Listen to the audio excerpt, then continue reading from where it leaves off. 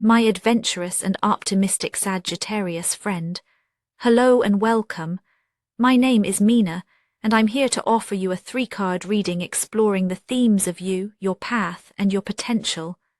I invite you to consider what the reading reveals about possible challenges, opportunities, and personal growth for the week ahead. Take a deep breath, rest your mind, and let's see what the cards have to share with you today.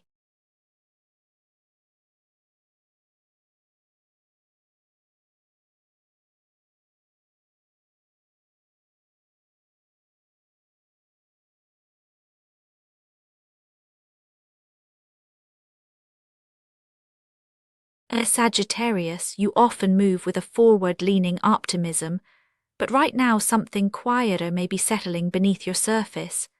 There is a subtle tension, like the sense that generosity and longing are tangled, that what you offer to others and what you hope to receive do not quite match. You might notice a flicker of restlessness when you pause, a question hanging in the air. Am I truly being seen or only seen as the giver? Underneath, you may feel a gentle ache for genuine reciprocity, not just in action but in spirit. It's as if your heart is waiting for a sign that your openness will be met, not simply appreciated. This week, you might catch yourself giving just a little more than you're comfortable with, or feeling a subtle disappointment when thanks fall short of true connection. There is nothing loud or dramatic about this. It's simply the quiet weight of wanting to be valued, not just needed. In this gentle space, the 6 of Pentacles becomes a quiet mirror. You are standing in a place where the scales of giving and receiving are being weighed, not by anyone else, but by your own sense of fairness. Maybe you've noticed how easy it is for you to offer your time, your support, your laughter, even when your own cup feels half full. Others may see you as the generous one, the friend who always shows up, the partner who anticipates needs before they are spoken. Yet, deep down there's a flickering question: who fills your cup when it runs low? You might recognize a silent wish for someone to notice the tiredness behind your smile, or to reach for you without you having to ask. This week, your emotional posture is both open-handed and quietly protective. There's a careful balancing act in motion, wanting to give freely, but also hoping that, just once, someone will give back in a way that feels deeply meaningful. This is not about keeping score. It's about longing for mutuality, about sensing the edges of your own boundaries and wondering if they are being respected. The inner tension is not loud, but it is persistent. It's the slight pause before you say yes, the moment you wonder if you're giving from abundance or from habit.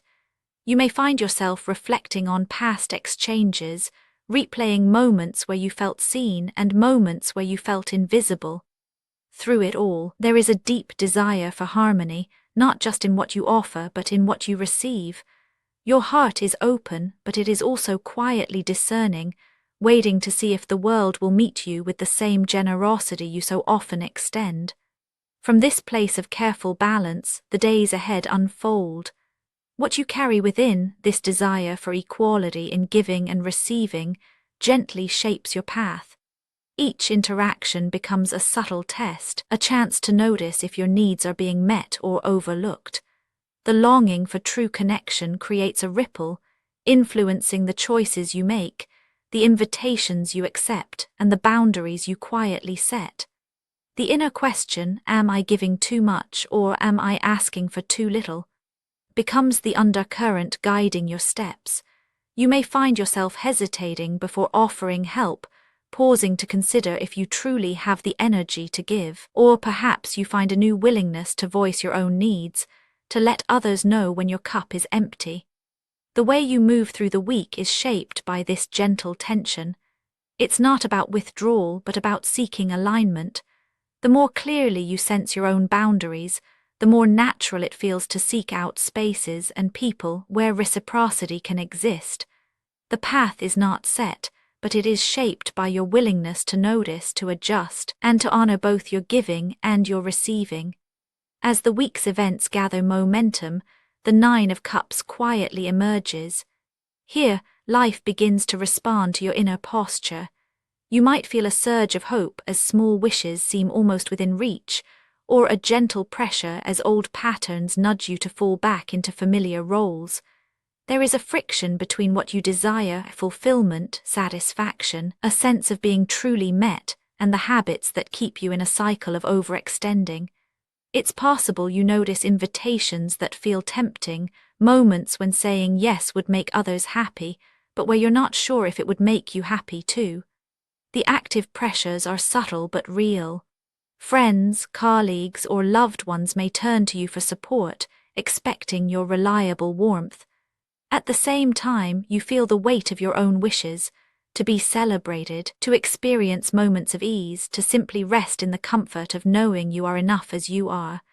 There is a momentum here, as if the world is offering small pleasures, but you're also aware of the cost. Each choice to give, each moment you set aside your own need for another's, creates a gentle friction.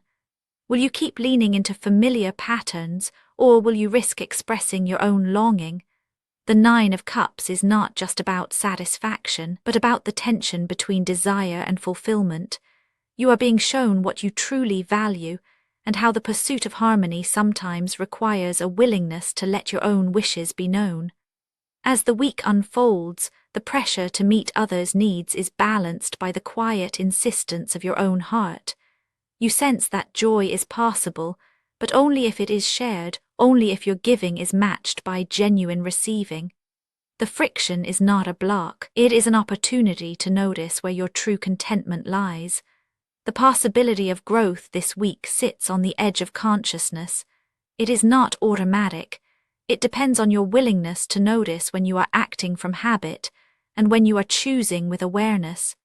If you move through the week on autopilot, the patterns may simply repeat. But if you pause, if you let yourself feel the quiet ache and the gentle hope behind your choices, something new becomes possible. The potential is not out of reach, but it asks for your presence. Only by meeting the moment with honesty about what you want, about what you've been giving, does the door to a deeper satisfaction open.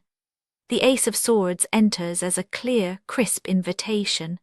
It's not a promise of victory or resolution, but a moment where clarity slices through the haze of habit.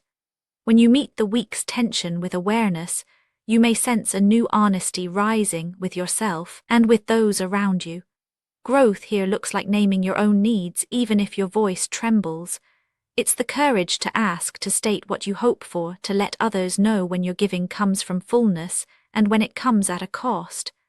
The Ace of Swords is a breath of fresh air through old patterns. It is the possibility of seeing your own motives and the motives of others as they truly are.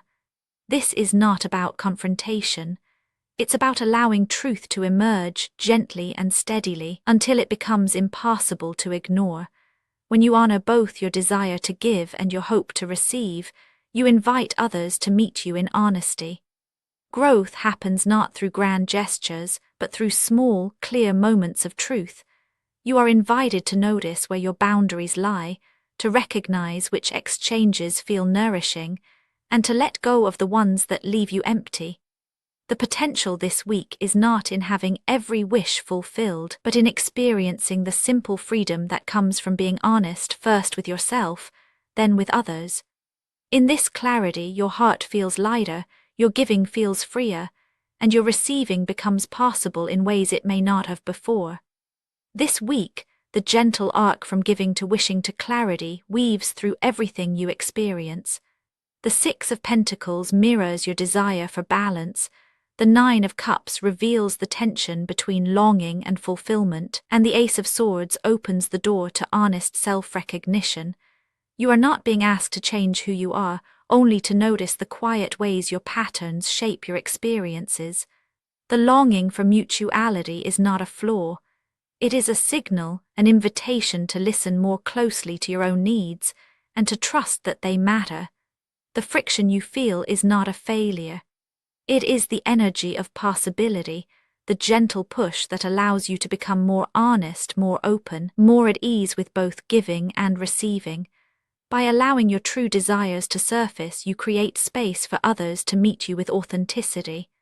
The week ends not with a grand resolution, but with a subtle shift, the knowledge that your generosity and your longing can coexist, that you can offer and receive with equal grace. In this balance, a quiet reassurance settles. You are seen, you are valued, and you are allowed to want more for yourself just as you wish more for others. Actionable insights for Sagittarius this week. Let yourself notice when giving feels generous and when it feels like a habit. Try sharing a small wish or need with someone you trust. See what it's like to rest after offering support rather than jumping into the next thing. Spoken word affirmations to repeat aloud for a more positive mindset. I honor what I give and what I need. My wishes are worth speaking out loud.